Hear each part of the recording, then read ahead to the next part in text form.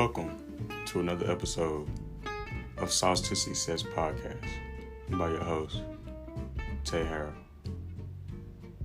In today's episode, we're discussing a very important topic. I know you've seen the title. Yes, you need to protect your energy on your spiritual journey. When I say protect your energy, not just saying it, but you really have to do this if you want to be truly successful. This goes in hand with my last episode I did called Staying Out the Way. If you didn't hear that one, please go check that one out. You'll see how they go hand in hand as we move along. Rule number one that you must always remember: everything in this life is spiritual. We're in the physical realm, the seen realm, but there's a realm outside of what we don't see, which is called the spiritual realm. You, the people that's around you, people that you keep around you, what you consume on your phone, television, video games, all these things, all this stuff is spiritual, it's all spiritual. And the thing with this is the enemy knows this, as he uses these things to drain your energy if you're not aware. God blessed us with two very important things: energy and time.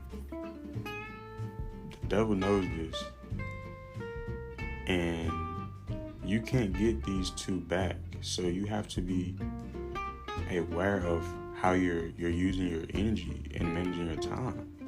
You can't have energy without the time, or time without the energy. You must be using both at the same time. With this being said, the enemy understands this, and he'll do anything he can to rob you of it. He wants you to waste it. The enemy will do anything he can to keep you away from achieving the purpose God has for your life, by any means necessary. Even if that's attacking the closest people to you, to get to you, to drain your energy. This can be anybody. This can be your wife, husband, friend, mom, dad, brother, sister, cousin, aunt, uncle, grandma, grandfather, whoever the devil can use to get to you to drain your energy. And most of the time, it will not be a stranger. The enemy will use someone closest to you because they have easy access to you. And he knows that's an easy target, especially if you both have some sort of bond. Or you don't even have to have a bond. Now, I'm not saying that a stranger won't be used, because they definitely can be. But it's easier to attack you if they're able to have easy access to you. They're already in the reach of you. Let alone if y'all in the same household.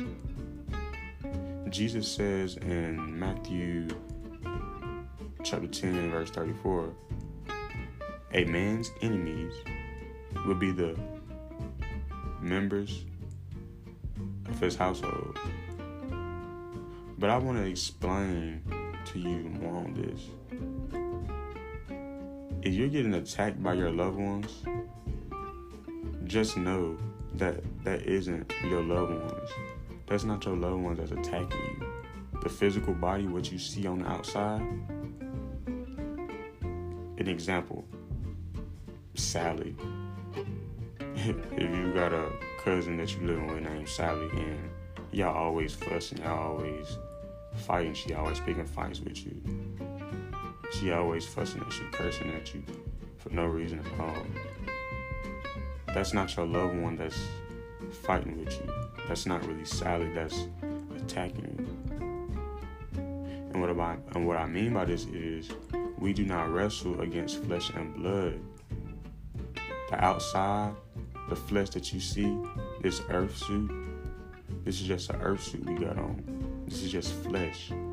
Because we're spiritual well-beings first. So we do not wrestle against flesh and blood, but against the rulers, against the authorities, against the cosmic powers over this present darkness, against the spiritual forces of evil in the heavenly places. As stated in Ephesians chapter 6, verse 12. So therefore, this is spiritual warfare. This is spiritual warfare. This is the enemy using them to attack you. The enemy is using your loved one, the one that's in the same house with you. Just as how God has his chosen ones, the devil has his chosen ones too, that he chooses for an assignment as well to destroy you, to keep you far away from God as much as he can. That's the enemy's plan, to steal you away from the Lord so much, to draw you further and further away. So once you get so far away from God that the enemy can kill you. That's his plan, because the enemy already knows where he's going. He already know where he at. He already lost. So until that day, he trying to bring so many more people with him. See, he already is over with for him. You know. But the thing is, it's so crazy because, and I've seen so many young people die lately. It's a shame. You know, and the thing is, it's people that they just not on game. Like, it's just so sad nowadays when you think about it. All these young people just dying. Think about it. And the whole time, they not even wrestling against flesh and blood. You know, you got all these killings and all this stuff going on. But what you see, right? What you hear and see, you know, these little kids out here, these teenagers out here, these people in their 20s, you know what I'm saying? They dying, they shooting at each other, they doing all this crazy stuff, but they not even knowing that that's not normal. Like, God created us in love. Fear is not even real. God created us with love, peace, and a sound mind, according to 2 Timothy, verse 1. 2 Timothy, chapter 1, verse 7. I almost got that wrong for a second. You know, I got so many verses in my head. You know what I'm saying? Like, I don't know the Bible from front to back, but, you know what I'm saying? You don't got to know too many verses, you know what I'm saying? But in times of need, you know, you got some verses stuck in your head, you can pull them out. But, yeah, it's a shame for real. And these people thinking that it's a person that they're fighting against. No, it's spiritual wickedness. You know, we have an enemy at the end of the day that's controlling, that's trying to control us. You know, and he is.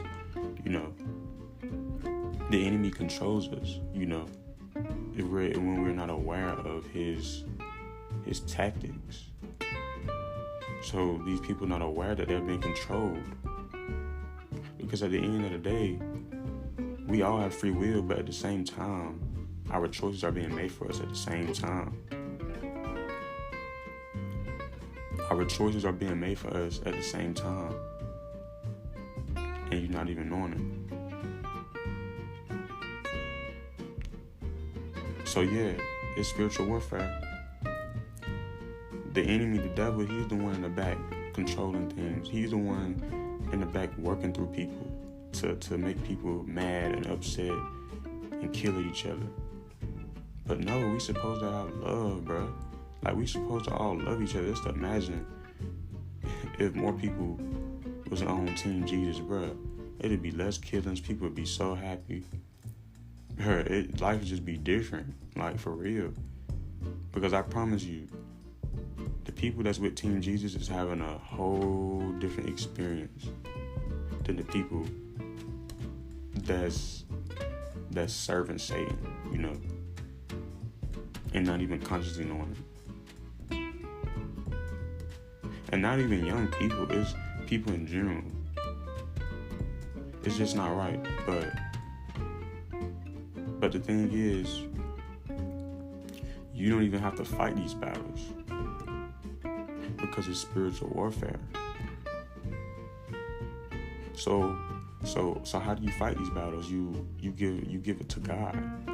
You don't even have to fight them. Like, seriously, you give them to God. We don't fight against flesh and blood, but against spiritual wickedness in high places. So how would you fight them? You give them to God. You don't even have to really fight it. You give it to God. God will take care of all your problems. But if you're not conscious of these things, the enemy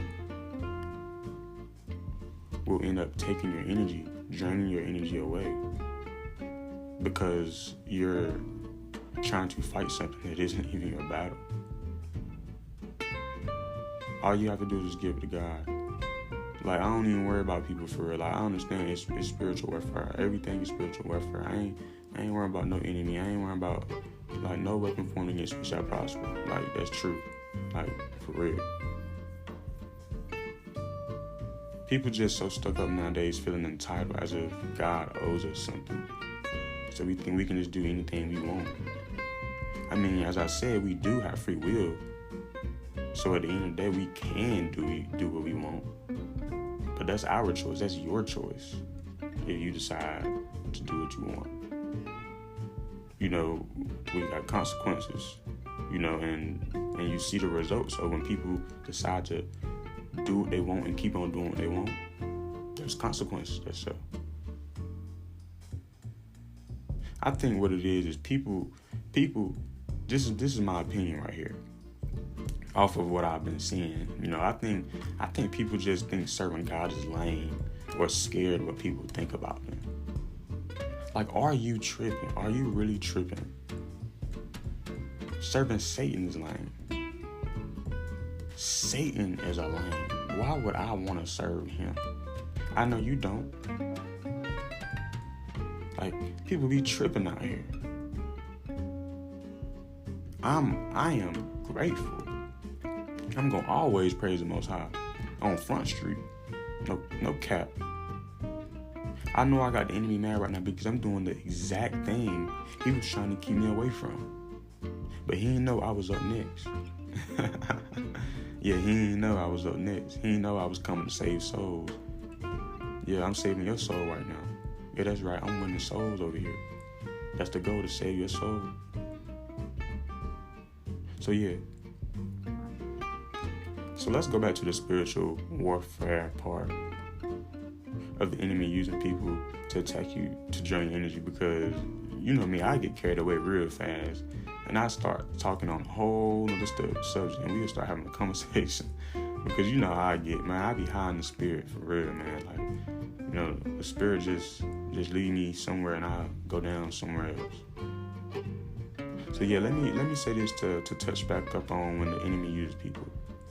When he uses people to get to you, they might not even know they're being used by the enemy to get to you because they can be spiritually blind. But it is a possibility they do know they are being used by the enemy. But in some situations, some people genuinely don't know because they're spiritually blind, and most people are. I was blind for a while until I got blessed with the knowledge. But then again, you can have a person that's wanting to do well in life, they're meaning well, but the enemy has his foot on their neck so hard, keeping them in bondage. And they don't think what they're they think what they're doing is regular and it's okay because they've been doing it for years after year after year. or maybe even their whole life. They don't know any other way. And then when they get around you, you're drained. Because who you hang around, you will become. So just imagine if you're trying to do better in life, make something out of yourself. You start building new habits to become a better person. But just because you have this person in your presence, you're automatically going to be vibrating at a low level now. Easy just like that, you're drained without you consciously knowing, because this energy thing is so real. This is what we're made up of. Everything is energy. Everything is vibrational. The human body is literally a source of electromagnetic field. Our human body is around an electromagnetic field. The moment I'm in someone's presence, I can literally feel their energy behind someone's words.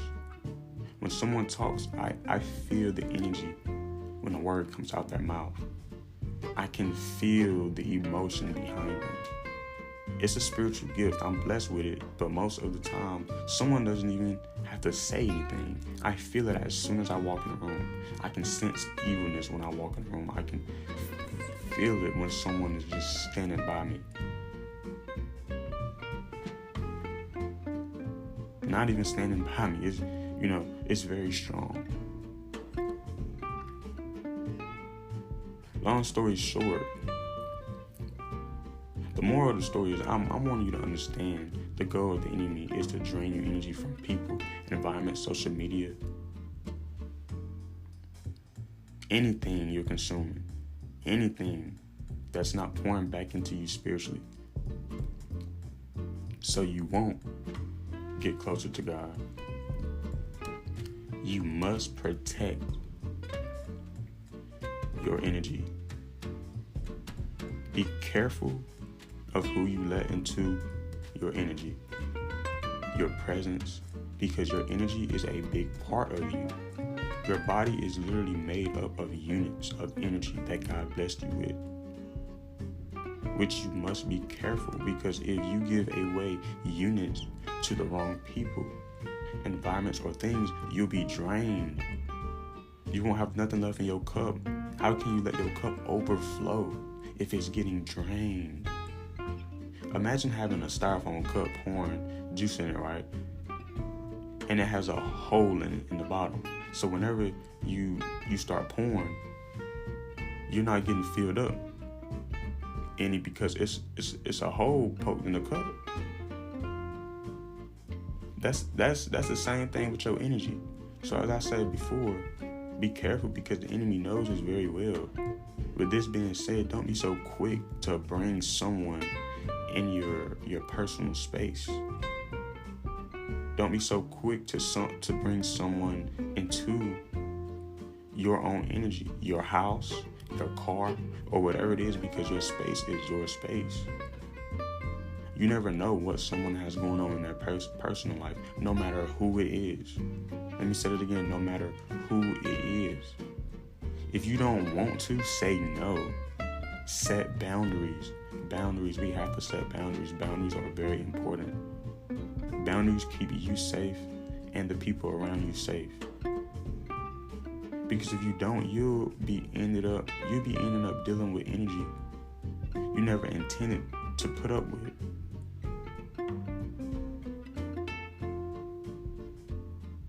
I hope you're understanding this. This is very, very important. Because this energy thing is not no game. It's not a game. I'm about to tell you something, and it's going to hit you hard. You're not obligated to take care of anyone. I mean, anyone. Anyone in your family. The only thing you're obligated to do is God's will for your life. That's it. There's so many things that can transpire in life to try to distract you, because we can accomplish our goals. We can. But what the enemy does, so he won't accomplish our goal, he gives us another one. So we take our energy off the main goal, then put it towards something else. I'm just telling it how it is. It's straight facts. This the sauce to success if you want to succeed. You got to be awakened to Satan's tactics. Now, by any means, I'm not telling you to be like a hermit and don't network or make any friends or anything like that. I'm telling you to stay out the way and protect your energy. Be alert, be on guard of what's going on in your life. Now you see, right, how stay out the way and protect your energy. It align, you probably been uncaught on. But yeah, stay sober. In 1 Peter chapter 8, verse 5-9, it says, be sober, be vigilant, be vigilant, because your adversary, the devil, as a roaring lion, he walks about seeking who he may devour. So the enemy is lurking to see who he can catch lacking. Literally, the enemy is looking to see when you caught lacking off the drink, off the lick, off the gas. He lurking. He's lurking to see how he can get to you and take you down and to keep you down. I don't know what your life is like, but I'm telling you off of experience. I can talk about these things because I'm walking the walk for real. I'm a real chosen one. I'm a real spiritual leader. I've been proven. I stand by my words. No cap. God wouldn't be out here telling anybody to speak. If God didn't tell me to speak, I wouldn't be on his mic speaking. And there are some people out here that's speaking without God's approval, but they'll be the ones to have the answer to him. So you got to be careful of who you listen to all the time, because not everybody are really sent from God to speak. You know, there are false prophets out here. There'll be many false prophets in the end days. But anyways, yes, please try to stay sober. If you're not liking what you're hearing, because I know how I be. I know how I be. You know, people love to, you know what I'm saying? I ain't judging. But, you know, people, you know, sometimes people, you know, when they get up in the morning, they got to get their blunt. Oh, my blunt. I need my blunt. You know, there you go. You know what I'm saying? Like, you know, when it gets like that, it's when you start to put things above God, you know, things start to become idols, you know what I'm saying? You know, when the only thing you should be looking for is God in the morning. You need, like you're looking for that blunt, like you're looking for that drink, you need to be looking for God. And I can talk about this stuff because I used to be like this. Yeah, I used to be like this. You know what I'm saying? But God took me out. You know what I'm saying? Like, you know, God taught me. You know, the world wants you to be low vibrational, in a low vibrational state. The world wants you to be getting lit, quotation mark. Getting wasted every night on the weekends, then waking up feeling bad about yourself. Body feeling all bad, off the drugs, off the alcohol. Waking up with no sense of purpose. I've been there. I know how it feels. I've been there. But I give all glory to the Almighty God himself. You know, I'm lit all the time. I'm lit all the time. I don't gotta drink to get lit. I don't gotta smoke to get. I don't smoke. I be high in the spirit. I don't gotta smoke. No nicotine. I got delivered from all that. I got delivered from all that. All the addictions I used to be addicted to. And I pray, you know, God give me the strength to continue going. But it's all mental. It's all mental because I get tempted for real. The enemy be tempting me for real. You know, but you gotta stay strong though. Because without him, without God, I wouldn't be where I am today. You know, God gonna always get you out of a temptation. There's always a way out. So seek God first, and when you get to where God wants you to be in your spiritual journey, he'll send you the right people your way that you want to be around, that you want to attract, that's on your level or higher. You shouldn't have anybody, and I mean anybody, around you if they're not inspiring you or motivating you 24/7. And I literally mean that. I mean, ask yourself, is the conversation I'm having with this person moving me towards my goals? If the conversation you're having, if it's not moving you towards your goals, you gotta end it. You gotta end it. Straight like that. Because we trying to be successful. We trying to be better. We trying to become kings and queens. We don't got time for them little games, man. Life is too short. We gotta better ourselves. We gotta grow. Grind now, have fun later. You know what I'm saying?